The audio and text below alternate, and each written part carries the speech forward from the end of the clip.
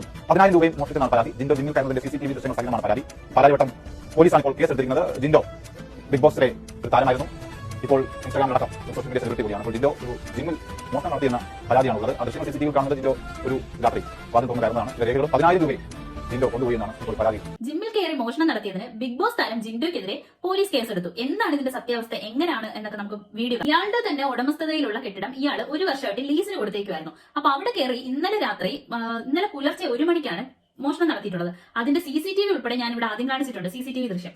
അപ്പോ അതില് വ്യക്തമായിട്ട് കാണിച്ചിട്ടുണ്ട് പുള്ളിക്കാരനാണ് മോഷണം നടത്തിയതെന്ന്. ഒറ്റയ്ക്ക് വന്നിട്ട് ഇങ്ങനെ ചുറ്റുപാടുമൊക്കെ ഒന്ന് നോക്കിയ ശേഷം എന്തൊക്കെയോ എടുത്തുകോ തിരിച്ചു പോകുന്നതാണ്. അപ്പോൾ അവര് പറഞ്ഞേക്കുന്നതെന്ന് വെച്ച് കഴിഞ്ഞാൽ കുറച്ച് രേഖകളും പിന്നെ 10,000 രൂപയുമാണ് നഷ്ടപ്പെട്ടിട്ടുള്ളതെന്നാണ് പറഞ്ഞിരിക്കുന്നത്. ഇതിന് മുൻപും ഇയാൾക്കെതിരെ ഒരുപാട് കേസുകൾ വന്നിട്ടുണ്ട്. ഹൈബ്രിഡ് കഞ്ചാവ് കേസിൽ ഇയാളെ ചോദ്യം ചെയ്ത് അങ്ങനെ ഒരു കേസ് വന്നിട്ടുണ്ടായിരുന്നു. പിന്നെ ഒരാളോട്, അതായത് ഒരു സ്ത്രീയോട് അപമര്യാദയായി പെരുമാറി പീഡന കേസിനെതിരെ ഇയാൾക്ക് വന്നിട്ടുണ്ട്. ഒരുപാട് കേസുകൾ ഇയാൾക്കെതിരെ വന്നിട്ടുണ്ട്. അപ്പോൾ ഇത് പുതിയതായിട്ടൊന്നുമല്ല.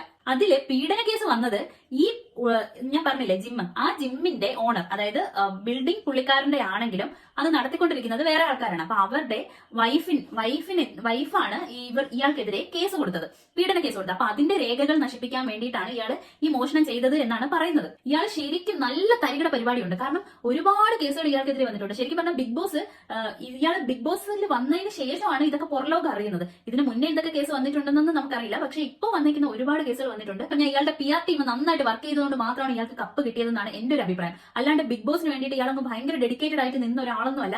എങ്ങനെയോ PR ടീം വർക്ക് ചെയ്തു, ഇയാൾക്ക് കിട്ടി എന്നുള്ള ഒരു ഇതിലാണ് എന്റെ ഒരു അഭിപ്രായം. അങ്ങനെയാണ്. ഈ കേസിൽ തന്നെ ഇയാളുടെ പേര് ഒരുപാട് പ്രാവശ്യം കേട്ടിട്ടുണ്ട്. യുവതികളെ ഹോട്ടൽ റൂമുകളിൽ കൊണ്ടുപോയി ലഹരി കൊടുത്ത് നശിപ്പിച്ചിട്ടുള്ള കഥകൾ, അങ്ങനെ ഒരുപാട് കേസുകൾ വന്നിട്ടുണ്ട്. വെറും 10,000 രൂപ ഒരു ജിമ്മിൽ കയറി എടുത്തു, പിന്നെ അവിടുത്തെ രേഖകൾ എടുത്തു എന്നാണ് പറയുന്നത്. ശരിക്കും പറഞ്ഞാൽ വെറും 10,000 രൂപ സോഷ്യൽ മീഡിയ താരവും പിന്നെ ബിഗ് ബോസ് കഴിഞ്ഞ സീസണിലെ വിന്നറുമാണ് ഇയാള്. അപ്പോൾ ഇങ്ങനെ ഒരാള് 10,000 രൂപ ഒരു ജിമ്മിൽ കയറി എടുത്തു എന്ന് പറയുമ്പോൾ ഇയാളുടെ ബുദ്ധി വിമാനം തന്നെ.